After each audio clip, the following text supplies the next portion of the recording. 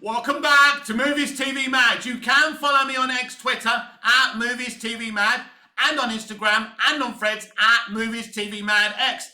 A very warm welcome to Monday's edition of the Movies TV Mad Daily, and we have a Booster Gold shocker, a shocking casting announcement for Booster Gold. Now bear with me as I try and pronounce this gentleman's name. He is a famous actor. He has been in Eternals. He has been in Star Wars. He's everywhere, but the name isn't easy, so let's do it. Let's try again. Kumail Nanjiani. Kumail Nanjiani is rumored to have been cast as Booster Gold. So this is an absolute shocker. If you don't mind, I'm going to hold this piece of paper when I refer back to his name. So Kumail Nanjiani, got it right that time, is rumoured to be cast as Booster Gold. James Gunn has not denied this. Now, when I first heard this, I thought, oh my God, this is outrageous. This is ridiculous. He looks nothing like Booster Gold. But we've got to go back and see the successes of James Gunn changing canonical DC characters. I mean, Vigilante, doesn't really look like the Vigilante from the comics. Obviously, he's still white. He's a very different character, but it was made in a successful way. So even though this potential casting is very controversial and will upset many DC Comics fans, in terms of the personality and Gunn's writing, now I don't know if, look, Gunn will be involved creatively at some level because he is the creative head of DC Studios. I don't know who he's putting in charge of Booster Gold, but potentially, let me say this again, Kumail has got the personality. Kumail is a very funny actor and he can give you the other things. What's very interesting, that a gentleman of colour is playing this role, because normally ideological Hollywood would love to put a white man in this role because he's kind of an ego. He's a liar. He pretends to be something that he's not. He's this type of character. And normally Hollywood would enjoy putting a white guy in this role. So it's very interesting that Gunn would choose Kumail in this role. It says something about James Gunn that Guardians 3 had an evil, sadistic villain played by an actor of colour. So he's looking for the best actors. He doesn't care about their ethnicity, the colour of their skin. Normally, Hollywood extreme leftists would complain about this type of casting. But at the very least, you can see Kumail playing this role. He has got the abilities and talents to portray this role. But it is a very different type of casting. And what you do by going with this kind of casting, you make a rod for your own back, because there are people who will never ever accept it. But he is a talented actor. He's a good comedic actor. I believe he can definitely play this role, but it will piss a lot of people off. People have been asking me, is this woke casting? No, I don't think it is woke casting. I think this is something that Gunn's got a vision of. He wants to be different. He wants to be canonical where he can. And he wants to take liberties where he can. And Booster Gold on Max, I suppose, is an interesting place, and you can do something interesting. As I say, Vigilante is a very different type of vigilante. But he works. He really does work. So I have no doubt that Gunn and Kumail can pull this off. But it is shocking. I mean, we saw the version of Booster Gold on Smallville very canonically accurate, which is interesting because Smallville wasn't always canonical on the show. It changed a lot of things. But those non-canonical things always seem to work. But with Booster Gold, Jeff Johns wrote that episode, he would have been hugely in charge of that development of that episode and that character. And he wanted it to look like Booster Gold. So this will be something very different. But I still believe he will be Booster Gold. He will feel like Booster Gold. Camille will look very different. So despite my shock and my apprehension at first, because it's a bit like when Ben Affleck was cast as Batman or when Jesse was cast as Lex Luthor, I was like, what? But then I said, wait a minute. Ben is a really good actor and a director. Maybe they want him to direct Batman movies, which they did. Maybe this is a good thing. And Ben Affleck turned out to be a great Bruce Wayne and a great Batman. And I did enjoy Eisenberg's Lex Luthor. Although it's different, it's interesting, and it was compelling to me. But not to everyone. Some people never accepted Eisenberg as Lex Luthor. But I don't think the fact that he's a gentleman of colour is going to be the thing that hurts this interpretation. Because you can still be comic book accurate about the character's personality. And we had that with Man of Steel, with Perry White, with casting an actor of colour as Perry White. He still felt like Perry White. So I don't think, in the long run, it will be how good the interpretation is. And I think people won't be focusing, some people will be, but I repeat, I don't believe this is woke casting. But I don't think James Gunn does that. There are rules. You do have to cast a certain amount of diverse people in roles today. There's that. But in terms of this lead actor, I don't think he had to cast a guy of colour as Booster Gold. It's a creative decision. And it's a great opportunity for Camille as well, who's been involved with things that haven't been that successful, unfortunately. I think it's the Eternals he was in. Someone can comment down below and remind me if it was the Eternals. He was involved with the MCU. He was actually quite good in that movie, despite people not liking it. I didn't really hate the Eternals. It wasn't the most, pacey thing we'd ever seen. The pacing was very slow. But it was a well-directed, interesting movie that unfortunately people just didn't give a chance because it wasn't a typical MCU movie. But I think he did well. He had a brief kind of role in Star Wars as well. He's done other things, of course. There's no question. Camille is a very, and sorry if I'm mispronouncing this name, but I think Camille is a talented guy. And I'm not going to lie, just because I think, oh my God, he's not going to look like Booster Gold. I have to be honest with you when I talk about this stuff. I could easily be outraged. I could easily sit here and be outraged. We've spoken about the Superman costume, which I have issues with. And hopefully those issues are sorted out in post, or he's a clone and he's going to wear, look, whatever. We'll find out. It will grow on me, I'm sure. But I always have to give you my honest, genuine feelings about this situation. And the truth is that you're dealing with a very talented guy, a very funny guy, and he can pull this character off. But Gunn has neither confirmed or denied this situation. Now, there's going to be many YouTubers, many commentators who will give you the outrage reaction you want. Even though I'm an actor and I feel I'm a good actor, I could easily bullshit you an outrageous kind of reaction. But this is not what Movies TV Mad is about. Movies TV Mad has been about truth, about honest, genuine opinion, mine and yours. And that's how we're going to remain here on this platform. And even though at first I was like, what? I calmed down and I used my good sense, my common sense, my logic. And I think, look, is he the best guy you can get in this role? No. For me, Chris Pratt would have been a great Booster Gold. But that's not the way they want to go.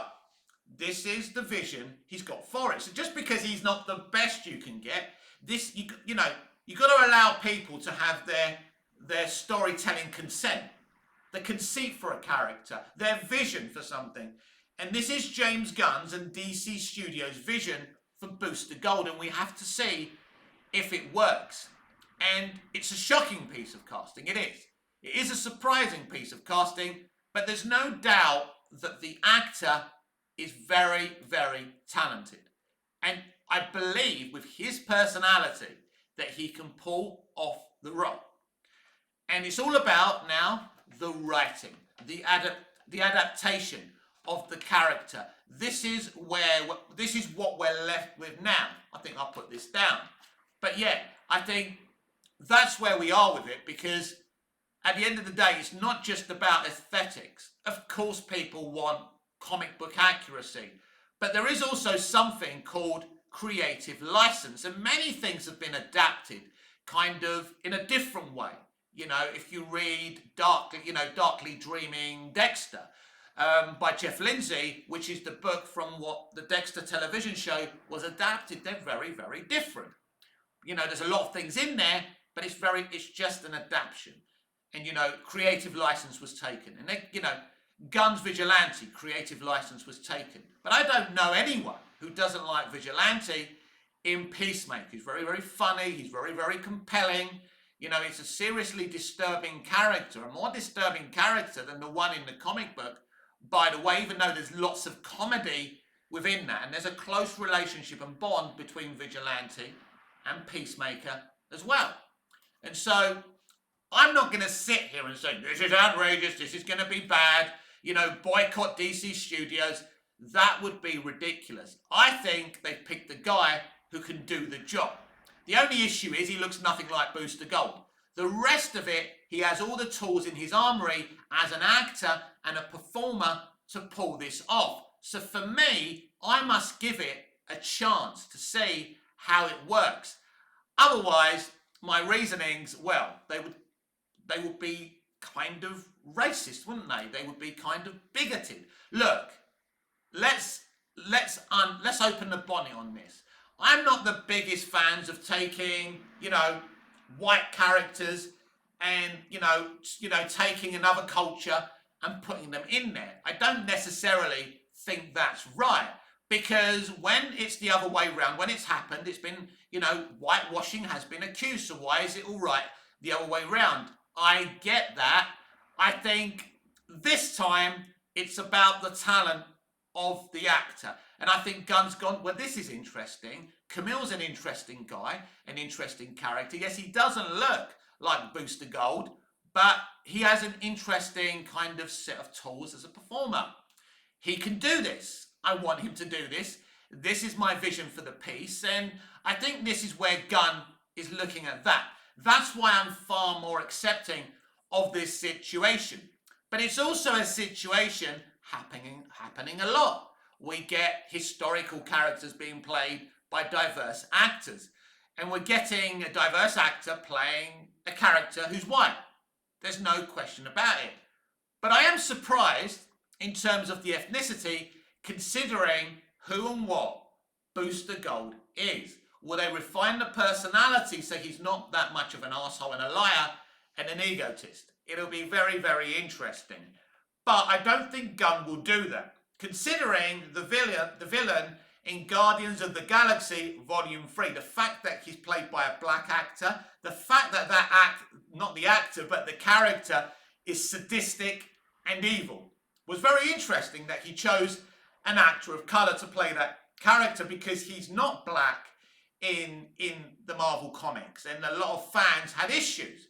But ultimately, you've got to take your hat off to Gunn, where he's quite happy to say, well, this black guy is a really good actor. I've worked with him before on Peacemaker, and I'm going to do this, and I'm not going to cut corners just because he happens to be an actor of colour, because it's very different in other corners of Hollywood.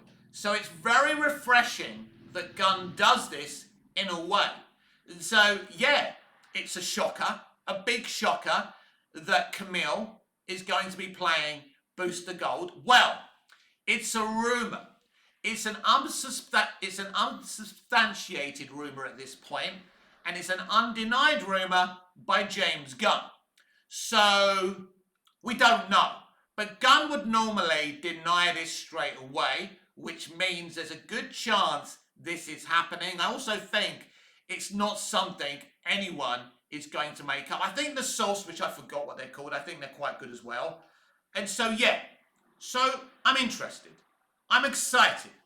And I think, yes, I understand the fans who are going to be upset about this. I think, you know, Boba Talks kind of said he's split over it. But I think when he thinks about it a bit, he'll think, well, hang on a minute, you know, he's a talented guy. Did I want someone who looks accurately, comic book accurate? He'll probably think, yeah. I think we'll say, we all did. But as I say, there's certain characters that you can take creative license over, and I think Booster Gold is one of them because he's not one of the most famous characters in DC Comics, but I think Camille can definitely do something very, very interesting with him. I like Camille, personally. I've always liked Camille. I like him as an actor, I like him as a person. I followed him on X, Twitter, and I'm going to be interested to see what he has to say. He reacted to some Superman filming as well, so I think it's pretty clear that he may even cameo in Superman as well. This is a good person. This is a talented person. My message to the fans is, don't be arseholes to him. He's a good guy, right? He's a funny guy. He doesn't seem overly political like some of them, but yeah, give him a chance. Give him a chance. That's my message to my viewers and my subscribers. If you haven't subscribed to the channel, please do.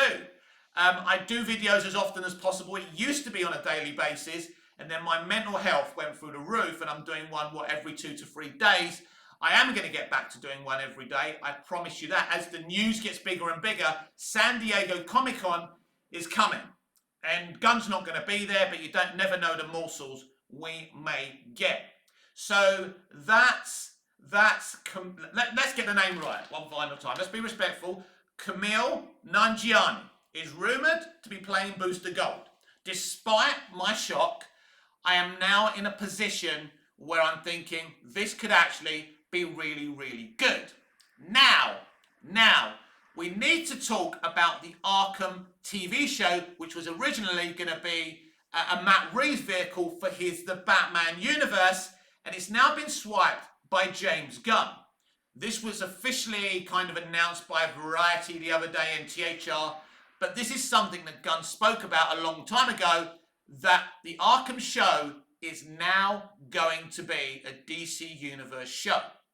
So this is very, very interesting, and Reeves will be an executive producer on it. The only reason he's an executive producer on it, not because creatively he's going to be involved, because once upon a time it was his and Gunn swiped it. Let's be absolutely clear about that. James has taken this role away from Matt Reeves, and we were talking about this when Gunn took over. How much power will he have? Will he be able to interfere with these different Elseworld things that were already active before he came on board? Well, he's not going to interfere with the Batman 2. That's something we need to talk about, if there's even going to be a Batman 2, because lots of rumours out there as well. But it is interesting that he swiped that show. And Matt Reeves really didn't have much of a choice. And Matt Reeves, now this is interesting, because someone like Reeves could easily walk from his Batman universe. Now, so I think we should be clear about this. It was taken away. It was originally a Matt Reeves project. But if we go back to the history of the Arkham show, it was originally going to be a GCPD show about the Gotham Police Department. Now, for some reason, Warner's didn't like the idea, because I think the original idea was about police corruption and echoing it into real police corruption. And it was all about, you know, defunding the police and things. I think that's where they were going. And I think that Zaslav just didn't like that idea. And that's why it became an Arkham show. And suddenly now it's a James Gunn DC Universe show. So they're the details of that.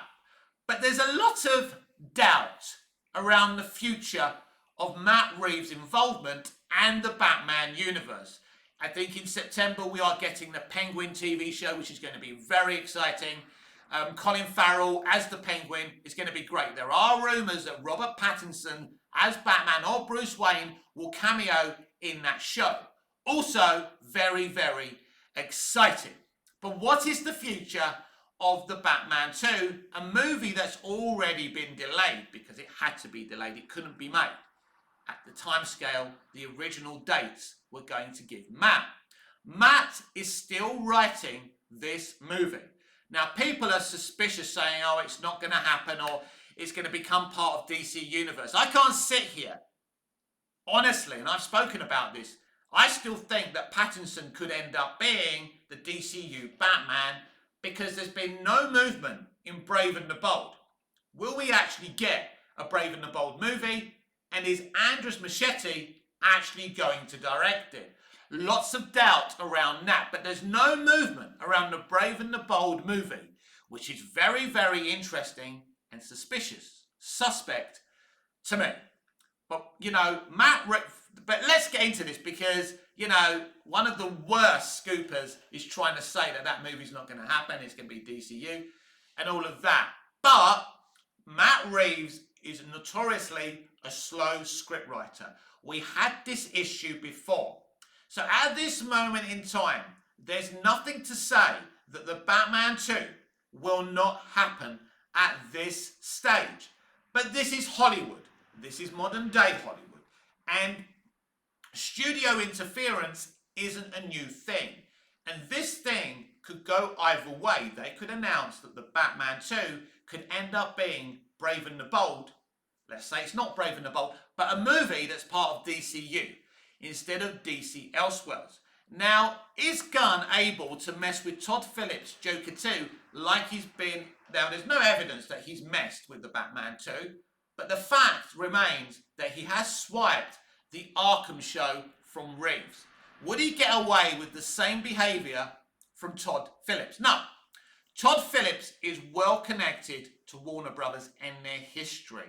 The Hangover trilogy is something that he's well respected for within the studio. And there's still old WB heads that protect Todd Phillips. So I think it's very, very difficult for him to interfere with Todd Phillips. But I still believe that Todd Phillips and Matt Reeves could be making their last DC movie because Gunn wants a more connected universe. And I'm not sure he has much of a belief in DC Elseworlds. And if he has, it's something he wants to develop differently than the Batman 2 and the Joker franchise. But if Joker 2 makes the money that the first film made, then Zaslav will allow that, you know, that black label to really develop under Todd Phillips. And there will be absolutely nothing Gunn can do because Zaslav is still calling the real shots here. But Zaslav has an immense trust right now in James Gunn. Now, where this loyalty will be tested is at the box office next summer. July the 25th. It is July the 25th, isn't it? Comments down below if I'm wrong, correct me. Superman is released and they want big business. Now, here's the issue, which I've spoken about before. Next summer is jam-packed with huge blockbuster movies, huge movies. It's going to be very, very challenging for Superman. And you're saying to me, like you usually say, separate dates, what's the problem? Because people have only got a certain amount of attention. People have only got a certain amount of money. Even in America, there's a cost of living crisis. And that's going to continue into next summer. So people will have to choose a movie. Jurassic World always does well. However bad or good those movies are, Fantastic Four is something so popular, and people have been waiting all their lives for a great Fantastic Four movie. This could reignite the MCU. If Deadpool 3 is as good as everyone is saying it is, that will reignite interest in Fantastic Four as well. But basically, and I suppose it depends how people respond to Creature Commandos as well, because that comes out before Superman. If that kind of enlists more hype and excitement, that will help. But I think Superman is the underdog. Out of Fantastic Four, Jurassic World, and all the other films coming out next summer, I think Superman is the underdog. Because Superman's always been the character people find difficult to relate to as well. So that's difficult. So we'll see. The costume design hasn't gone down that well. That'll be interesting as well. I'm not saying this film will be bad or will fail. I'm just saying the challenge is greater for this movie to make big money than the other movies. Superman has always had that challenge. Even though the first movie did so well with Dick Donner, nobody knew or thought Superman would do that well. But, you know, credit to the Salkinds. They saw something that nobody else did. And Superman 2 did okay, Superman 3 did okay, and obviously the rest is history, and Superman has struggled at the box office. Man of Steel doing okay, but not the money the studio wanted. And so Superman has struggled somewhat in recent years. So it's gonna be very, very interesting. But going back to the whole Arkham thing and the Matt Reeves thing, even if Batman 2 happens without it being a DC Universe film suddenly, don't be surprised if that's what's going on, right? But we'll see. We'll see. I still think it's crazy and dumb to have two Batmen around the same time, because you have to wait for Reeves' Batman to come out before you can start even developing the other one. You can't have two Batman films coming out in conjunction with each other, which obviously isn't going to happen with the scheduling the way it is. But having two Batmen isn't a good idea. So I think that Reeves may be involved in developing this next vision with James Gunn. Maybe. I don't know. But at this moment in time, the Batman 2 is a DC Elseworld movie. And until we have anything different there, I wouldn't be listening to any rumours, especially from the worst scooper. What's his name? Daniel RPK. He's the worst scooper in the business and gets as much right as he does wrong. Actually gets more wrong than he gets right. So be careful who you listen to on My Time to Shine, or whatever it's called, right? They're the fucking worst. Every time I see their name under a scoop, I fucking laugh for fucking half an hour and nearly throw up from laughing so hard. So be careful who you trust. I suppose unlike a lot of you, I know the scoopers and the sources that I can trust, that you can trust. I mean, I'm not going to sit here and read a list of people. I know the people who come to me with information. I get so much information, and a lot of the times it's from idiots, and I just ignore it. But there's no evidence right now that the Batman 2 will become a DC Universe movie and will be Brave and the Bold or something in that universe, that it won't still be Matt Reeves' vision. But it's interesting. But I think we are looking at the reality of the Joker and Matt Reeves' The Batman 2 being the last part of what they're doing, because Gunn really wants to consolidate his universe. And Gunn knows, like I do, having two Batmen isn't a good idea. You've got to set the premise of a multiverse. And multiverses, as we've already seen with the MCU and the DCEU, are very difficult to perfect. Now, the MCU have got a new opportunity to perfect the multiverse strategy via Deadpool and Wolverine, because we know a huge part of that film is about different universes. So that will be utterly interesting if they can perfect that. But yeah, listen, I wouldn't be surprised if Matt Reeves is Ben. If he's given away Arkham, he could give up his own movie and help develop it into a DC Universe movie. So I'm not taking that off the table. I'm not saying that isn't a possibility. What I'm saying to you is right now, it makes sense that he's still writing the movie because he's a notoriously slow filmmaker and writer. He has history in this. So I'm not bothered. I don't care how long he takes. The first movie was great. There was an element of white racism as far as I'm concerned, but that apart, I did enjoy the movie, especially the third act. I think it's one of the best third acts in CBM history, by the way, because you didn't need a big battle. It was so emotional, and it was so revolutionary in its emotions, and that's what I liked about it. And so, let the man cook. The reality is, we're probably getting a Batman 2, and it's DC Elseworlds, and it's part of the Batman universe, but you can't trust anything, because who thought that Gunn would swipe the Arkham show? Nobody. Not even me. I never even thought of a situation where Gunn would be interested in the Arkham show. But he is, and we'll see how development of that gets on. But so, very interesting things going on at DC Universe. We've got, what's his name? Kumail Nanjiani, potentially as Booster Gold. Shocker, but I'm giving it a chance. Arkham being swiped by James Gunn from the hands of Matt Reeves. Also very interesting developing story I'm going to keep you all apprised of.